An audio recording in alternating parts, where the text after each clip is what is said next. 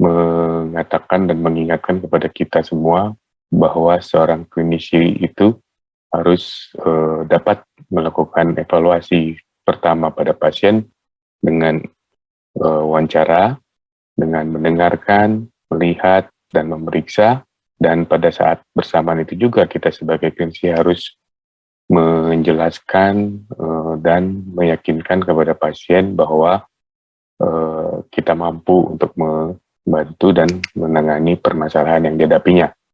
Dan sebagai catatan juga, Practice Committee Report dari SRM pada tahun 2000 mengatakan bahwa anamnesis yang hati-hati dan terarah akan dapat memberikan banyak informasi tentang gejala dan tanda yang akan juga mengarahkan kepada kita penyebab spesifik terjadinya infertilitas pada pasangan ini, sehingga dapat kita sebagai klinisi itu lebih fokus ya untuk melakukan evaluasi diagnostik pada faktor-faktor yang mungkin berhubungan dengan permasalahan infertilitas primernya.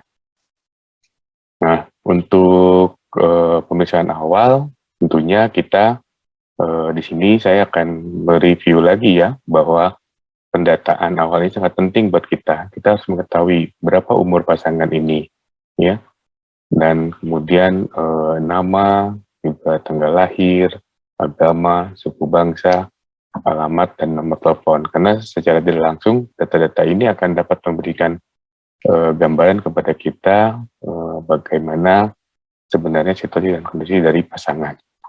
Selain itu juga tentunya kita sudah paham bahwa riwayat kehamilan atau nasib kehamilan dan komplikasinya juga menjadi penentu untuk kita membantu menentukan langkah diagnostik selanjutnya.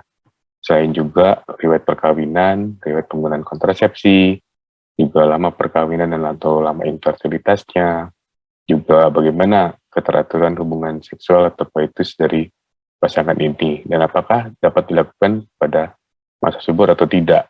Ya, itu menjadi penting berhubungan juga dengan pekerjaan pasangan di atas.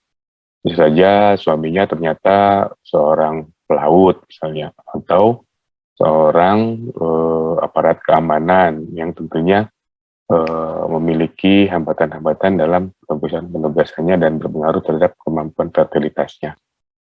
Nah, yang penting juga seringkali pasangan itu datang kepada praktek kita itu sudah berkeliling ya, atau bertemu dengan berbagai macam dokter atau praktisi medis lainnya, dan sehingga pada saat itu kita bisa menanyakan apakah ada hasil pemeriksaan infertilitas sebelumnya dan apa pengobatan yang telah dilakukan ya. Karena dalam penanganan masalah infertilitas itu kita berkejaran dengan waktu. Waktu siapa? Waktu istrinya ya. Karena semakin bertambah usia istri tentunya akan makin menurun cadangan ovariumnya. Selain itu juga riwayat kesehatan juga penting untuk kita ketahui, seperti apakah ada keluhan atau kaitannya dengan kondisi diabetes mellitus dari pasangan, adanya infeksi tuberkulosis, ataupun penyakit-penyakit tiroid. Tuberkulosis pada saat ini bisa dikatakan menjadi suatu new emerging disease yang tumbuh kembali dan memiliki nilai epidemiologi yang cukup besar, kaitannya dengan banyaknya penyakit autoimun ataupun penyakit menular seksual seperti HIV dan AIDS yang akan menjadi predisposisi infeksi tuberkulosis. Nah, ini jadi harus perhatian khusus, dan kembali kita review lagi ya ke bagaimana kemungkinan adanya faktor ini pada pasangan yang kita hadapi. Kemudian riwayat penyakit keluarga, misalnya adanya cacat bawaan, retardasi mental, ataupun yang lainnya yang bisa berpengaruh terhadap kemampuan fertilitasnya. Riwayat operasi juga penting kita tanyakan, karena seringkali kita tidak pungkiri di praktek kita sehari-hari banyak sekali tuntutan waktu dan tuntutan pekerjaan, sehingga kita jarang meluangkan waktu untuk menggali lebih dalam anamnesis pada pasangan infertilitas. Juga adakah ada kemungkinan penyakit menular seksual atau penyakit radang panggul yang lama atau cairan spermidal abnormal yang mungkin juga bisa berhubungan dengan kondisi infertilitasnya. Tadi sudah diungkit tentang penyakit tiroid, ya, terus adanya nyeri panggul, garaktore, hirsutisme ataupun dispareni. Yang mana kelima kondisi ini sebenarnya sangat mudah untuk kita evaluasi dalam praktek dan tidak membutuhkan waktu yang terlalu lama. Dan tentunya pemeriksaan ginekologi umum kita akan mendata usia menarchnya kapan, kemudian apakah headnya teratur atau tidak, dan panjangnya berapa lama, serta berapa lama si wanitanya mengalami haid. Apakah pasangan ini juga memiliki keluhan nyeri haid, misalnya, dan kapan itu terjadinya? Apakah siklik dengan siklus haidnya atau asiklik? Ya, karena itu akan berbeda ceritanya, dan ini harus kita gali. Apakah ada intermenstrual bleeding, atau adakah perdarahan panca senggama, dan tentunya kapan hari pertama haid terakhirnya. Ini akan menentukan sekali kira-kira apa kebutuhan dari pasangan ini. Ya. Nah, untuk penanganan serta infertilitas dari POGI sudah mengajukan panduan pelayanan kesehatan untuk penanganan infertilitas pada tahun 2019. Dan di dalam buku ini nanti akan saya titipkan pada panitia dan bisa di-download dan diberikan secara gratis. Nah, ada 3 strata untuk penanganan infertilitas, yaitu layanan primer di level 1, layanan sekunder di level 2, dan layanan tersier di level 3. Untuk kita yang berpraktek sebagai dokter spesialis obgyn, kita berada di level layanan sekunder level 2, ataupun juga spesialis urologi ataupun spesialis andrologi.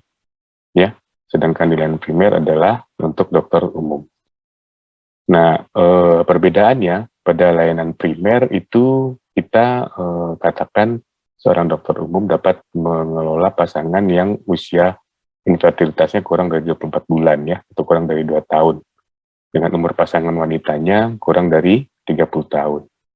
Nah, juga tidak terdapat faktor risiko patologi pelvik atau reproduksi laki-laki, dan riwayat pengobatan ini kurang dari 4 bulan. Sedangkan di layanan sekunder, itu lama infertilitasnya adalah kurang dari 36 bulan, dengan umur istri kurang dari 35 tahun. Dengan pasangan tidak memenuhi kriteria inklusi pelayanan level 1, dan dari layanan sekunder 2 sudah harus dipertimbangkan untuk merujuk kepada layanan tersier bila tidak didapatkan kriteria pada dua layanan sebelumnya, atau bila dibutuhkan teknologi reproduksi berbantu dalam penanganan pasangan dengan infertilitas. Artinya, di pasangan ilustrasi yang saya kemukakan di depan, maka ini termasuk ke dalam layanan sekunder, karena usia pernikahannya atau lama infertilitasnya baru 14 bulan, dan umur istrinya masih sangat muda, umur 29 tahun. Baik, saya lanjutkan. Nah, kompetensi apa yang diharapkan dalam layanan infertilitas di level 2 itu sebaiknya rekan-rekan sejawat obstetri dan ginekologi mempunyai sertifikasi atau pengalaman untuk melakukan prosedur yang diperlukan dalam bidang fertilitas endokrinologi reproduksi, ginekologi, ataupun bidang urologi dan andrologi. Juga mempunyai pengetahuan tentang efektivitas, efek samping, dan biaya yang dibutuhkan dalam melakukan diagnosis dan terapi infertilitasnya. Sehingga di layanan tersier kita diharapkan di sini dilayani oleh subspesialis yang mempunyai sertifikasi atau pengalaman melakukan prosedur TRB, endokrinologi reproduksi, ataupun urologi dan andrologi. Nah, kegiatan yang dilakukan di level 2 yang diharapkan adalah sudah selesai melakukan penilaian potensi tuba, kemudian juga mengatur masalah anovulasinya, kemudian endometriosis dan tuba tanpa komplikasi, juga menangani masalah infertilitas laki-laki tanpa komplikasi, dan punya akses terhadap layanan laboratorium 7 hari dalam seminggu, dan mampu untuk merujuk pasangan infertil dengan masalah yang kompleks. Ya. Nah, sebenarnya lingkup dalam workshop ini, stimulasi ovarium dan inseminasi intrauterine itu sudah masuk ke dalam layanan sekunder level 2 ini. Artinya bisa dilakukan oleh sejawat spesialis obstetri dan ginekologi. Ya. Nah, mengenai masalah infertilitasnya sendiri, Hunold 2004 itu membuat suatu model prediksi untuk kehamilan spontan dalam masa 12 bulan pernikahan. Ya. Nah, misalnya pada pasangan yang tadi kita kemukakan di depan, umur pasien baru 29 tahun, artinya skor charge-nya 2, kemudian lama infertilitasnya kurang lebih 14 bulan atau di 2 tahun di sini, ya, hingga skornya juga 2. Kemudian tidak ada data sebenarnya apakah ini primary atau secondary, tapi kita asumsikan dia adalah primary.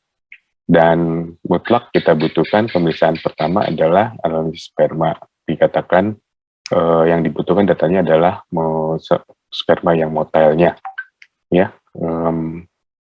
Sehingga pada pasangan ini, kalau kita sudah lakukan analisis sperma itu 40-59 detik, itu berarti skornya 2. Dan level rujukannya adalah sekunder, ya, atau 0 nilainya. Nah, dari skor chart ini kita bisa plottingkan ke dalam satu grafik, suatu scoring index prognosis. Itu berarti pasangan ini sekitar 60% dalam 1 bulan, dalam 1 tahun mestinya sudah akan mengalami kehamilan spontan, ya. Nah, kemudian pada tahun 2017, Benstrop dan kawan-kawan membuat satu model baru lagi yang dapat menjawab kebutuhan kita akan kemungkinan kehamilan spontan. Pertama, tentunya dilihat dari usia, ya. Kemudian durasi dari subfertilitasnya, terus apakah ini suatu layanan tersier atau bukan, dan di sini ditambahkan kita diharapkan sudah melakukan pemeriksaan cadangan ovarium. Yang dipakai di sini adalah kadar follicle stimulating hormone atau FSH. Kita asumsikan dia levelnya adalah 8 dengan skor 6. Kemudian dari anamnesis kita dapatkan siklus head yang teratur, ya, berarti sekitar skornya 3, sedangkan indeks massa tubuhnya tadi 29, berarti 5, dan tanpa kehamilan sebelumnya, ya. Ataupun juga terapi infertilitas kita tidak dapatkan setelah kita lakukan anamnesis pada pasien tadi. Kemudian berbeda dengan Hunault, maka pada Benstrop itu lebih menganalisis lebih dalam untuk faktor analisis sperma, mulai dari volumenya dilihat, ya, kemudian apakah ada sperma yang progresif atau motil, kemudian konsentrasinya seperti apa, kita cocokkan, kita masukkan ke dalam grafik ini, kemudian morfologinya seperti apa, dan yang terakhir kita membutuhkan pemeriksaan patensi tuba, ya, paten atau tidak paten, ya, tapi pada pasien ini belum dilakukan. Tidak ada ditemukan adanya patologi tuba di sini. Ya. Kemudian dari sini kita bisa jumlahkan, dapatkan angka 80 dan kita masukkan ke dalam kotak di bawah ini, berarti sekitar 9,1% pasangan ini sebenarnya bisa dapat konsepsi spontan. Nah, ini bermanfaat bagi kita untuk pengingat di tengah praktek yang tentunya sibuk, ya, untuk melihat kapan kita akan rujuk pasien ini selain tadi dari usia ataupun lama pernikahan. Nah, pada masalah infertilitas ada pemeriksaan pada perempuan. 6 hal yang harus kita ketahui. Yang pertama mengenai adanya konfirmasi ovulasi, pemeriksaan hormon, kelainan uterus, kelainan tuba, konsen klamidia ataupun pemeriksaan cervix. Nah, ke-6 isu ini akan kita bahas sebagai berikut. Untuk konfirmasi ovulasi ini adalah terpenting, selain juga faktor usia yang harus kita ketahui serta siklus haidnya, ya, karena konfirmasi ovulasi ini adalah untuk menentukan jendela ovulasi setiap bulan. Dalam PNPK infertilitas POGI tadi dikatakan bahwa perempuan yang mempunyai siklus dan frekuensi haid yang teratur setiap bulannya hampir dapat dipastikan mengalami ovulasi. Nah, ini level evidence-nya di sana B, berarti ini berasal dari suatu penelitian dengan jumlah sampel yang besar, ya.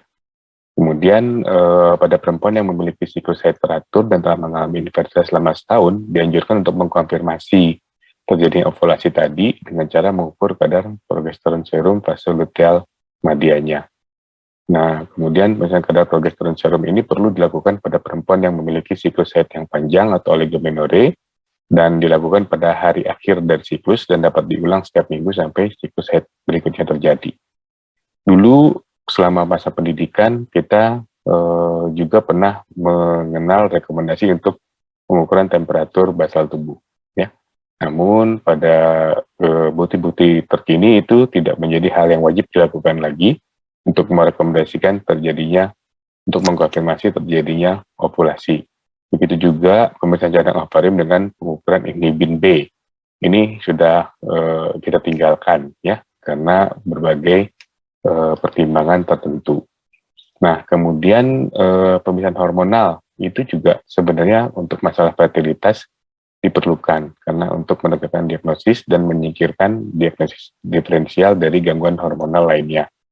Nah, di sini ada tabel yang dapat dilakukan untuk memeriksa apakah pasien ini mengalami ovulasi atau tidak. Dari riwayat menstruasi tadi kita bisa tahu tampaknya pasien ini ovulasi teratur, kemudian bisa kita pertimbangkan untuk pemeriksaan progesteron, dan ultrasonografi transvaginal juga sangat membantu untuk menegakkan diagnosis pasien ini ovulator atau tidak. Akan dibahas oleh presentan-presentan selanjutnya. Tadi temperatur basal kita bisa tinggalkan, pengukuran luteinizing hormon dari urin juga seringkali bermanfaat, tapi untuk saat ini kami sarankan untuk berhati-hati dalam menggunakannya karena banyaknya interpretasi dan kemudian banyaknya false positif dan false negatifnya.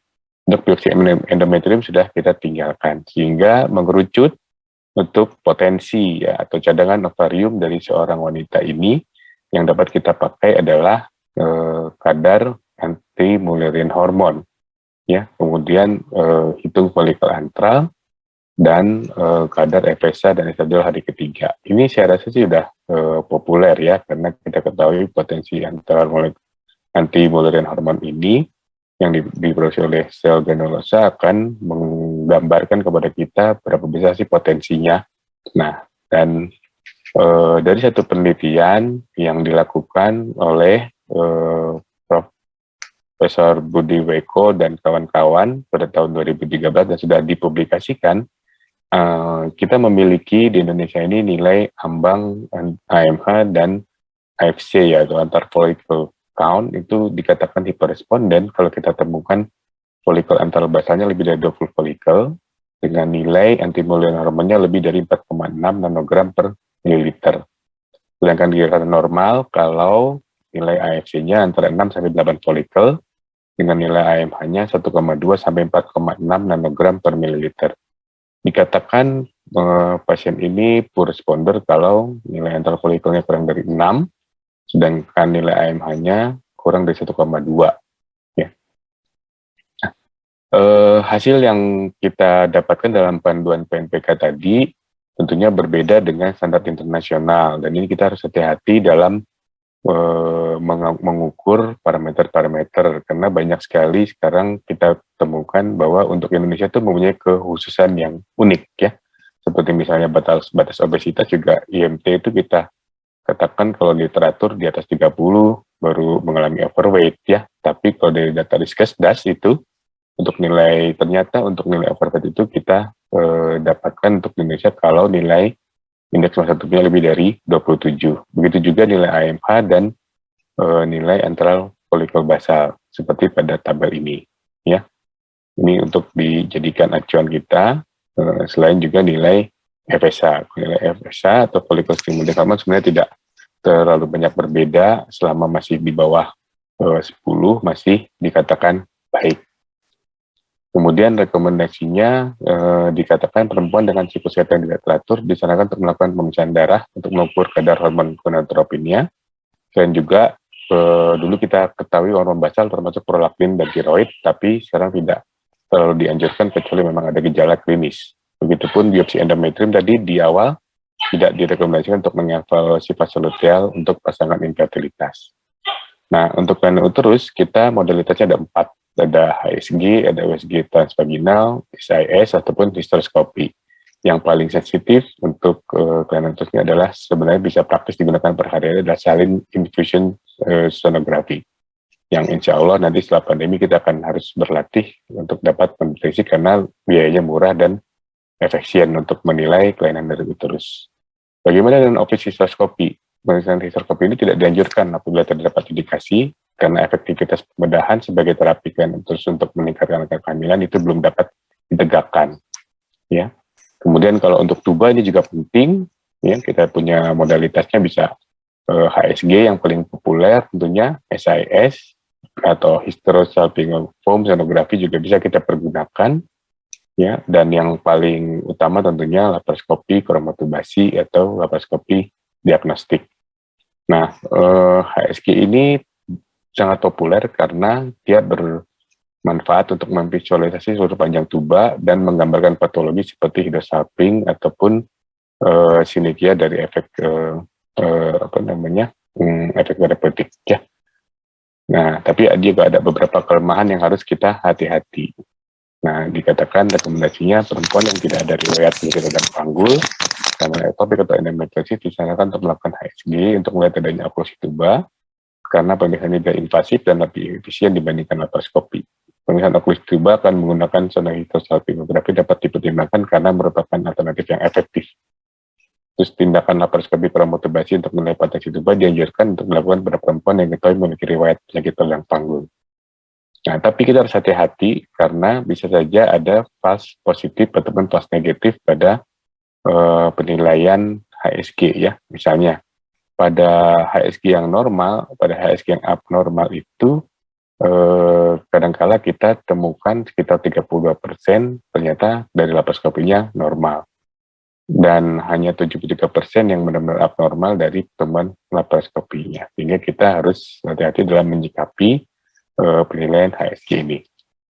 Nah, untuk pemeriksaan chlamydia, salah satu penyebab infertilitas adalah infeksi chlamydia trachomatis.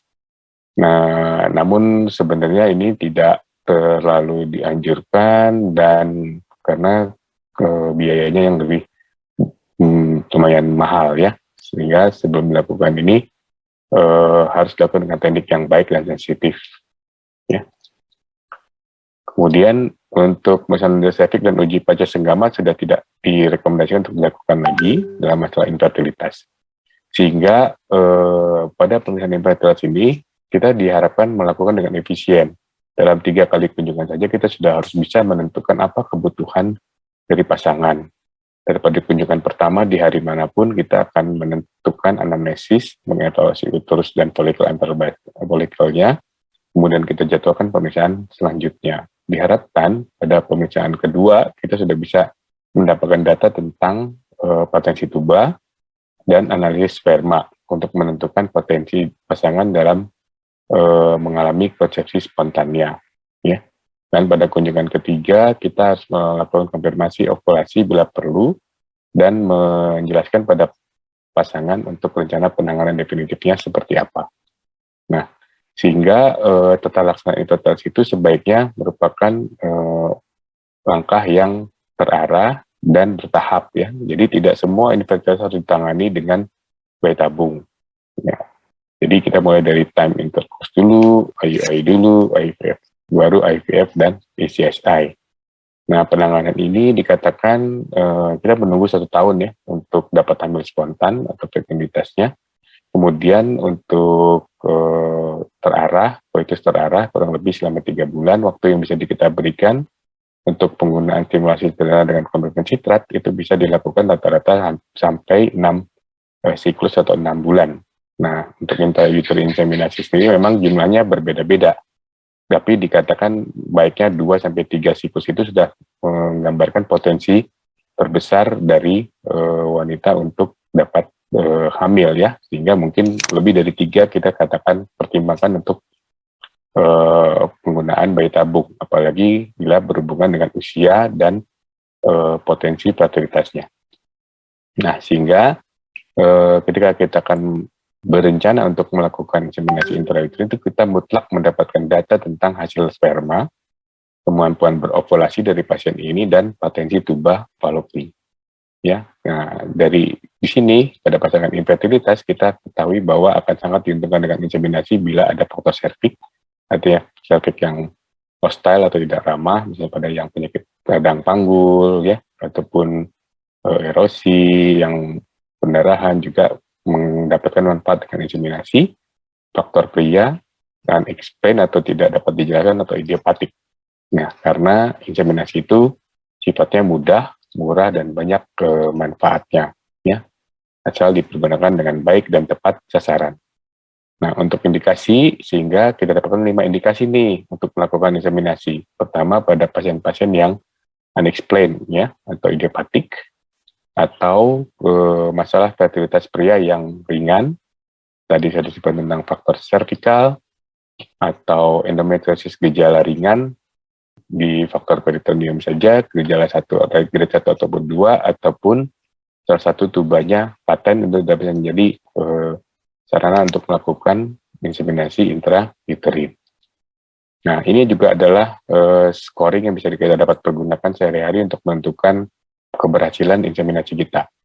Pada pasien yang tadi, kita dapatkan usianya berarti skornya 9, dari durasi fertilitasnya kurang lebih 1, kemudian untuk diagnosisnya unexplained itu ada 0, kemudian untuk patologinya 0, ya, dan stimulasi ovarium belum pernah mengalami. Dengan ini adalah siklus yang pertama atau siklus fertilitas yang pertama untuk kunjungan, sehingga dapat total skornya sekitar 11. Nah, ini berarti potensi untuk mengalami kehamilan setelah melakukan inseminasi cukup tinggi, ya, hampir sekitar 8%. Memang tidak besar angka keberhasilan inseminasi ini karena pertimbangan tertentu, maksimal hingga 28%. Sehingga sebagai kesimpulan, penanganan infertilitas itu dimulai dari anamnesis yang menyeluruh dan empati yang tinggi pada pasiennya. Kemudian pemeriksaan yang dahulu banyak direkomendasikan harus dipergunakan dengan bijaksana dan terarah bagi kita, klinisi. Nah, penatalasan infertilitasnya harus dilaksanakan secara bertahap dan mempertimbangkan aspek holistik dari pasangan. Dan kemudian tentunya salah satu tahapan yang mudah, murah, dan bermanfaat untuk pasangan adalah inseminasi intrauterin. Demikian mungkin salah satu pandangan saya tentang cara melakukan seleksi dan persiapan serta indikasi untuk menuju stimulasi ovarium dan inseminasi intrauterin. Mohon maaf apabila ada kesalahan ataupun kekurangan. Terima kasih, saya sudahi. Assalamualaikum warahmatullahi wabarakatuh. Selamat pagi. Waalaikumsalam warahmatullahi wabarakatuh. Terima kasih Dr. Mulia atas presentasinya yang sangat informatif, ya. Waktu tepat sebelum habis, ya. Kita lanjut ke berikutnya.